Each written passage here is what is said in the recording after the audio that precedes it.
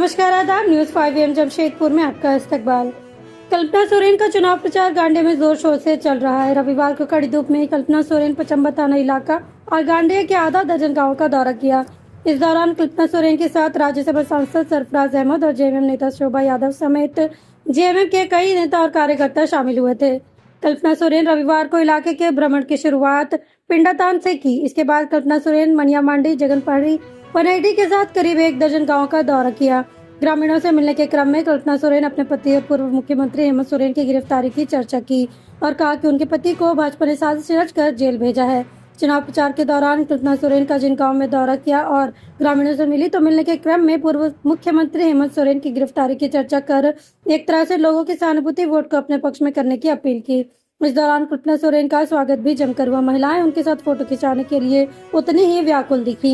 इधर बातचीत के क्रम में कल्पना सोरेन ने कहा कि उनके पति और पूर्व मुख्यमंत्री हेमंत सोरेन को साजिश कर फंसाया गया है। कहा कि वो चुनाव लड़ रही हैं और अब उन्हें एहसास होता है पूर्व मुख्यमंत्री और उनके ससुर ने जो काम किया, उनके काम के बलबूते ही इलाके की जनता का उन्हें आशीर्वाद भी मिल रहा है। मैम, ये बताइए, लगातार आपका पिछले कई दिनों से चुनाव प्रचार चल रहा है, गांधी उपचुनाव को लेकर कैसा रिस्पांस मिल रहा है मैम? देखिए, लोग यहाँ पे पूरा आशीर्वाद भर भर के दे रहे हैं और हेमंत जी के लिए जो प्यार है, विश्वगुरु शिबू सोरेन जी के लिए जो प्यार है, वो प्यार मुझे यहाँ इनकी आंखों में और इनके हाव भाव में पूरा दिख रहा है।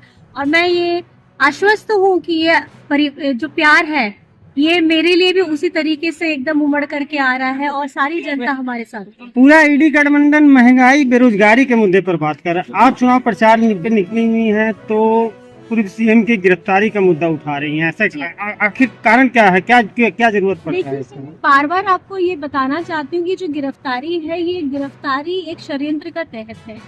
क्योंकि अगर मैं उस जमीन के बारे में आपसे बात करूँ, जमीन के आधार पे जो उनको जेल के अंदर भेजा गया है, ये भुइयरी जमीन है। और भुइयरी जमीन जैसे आप लोगों को पता ही है, आप लोग जानते ही हैं कि ना इसे कोई खरीद सकता है ना कोई बेच सकता है।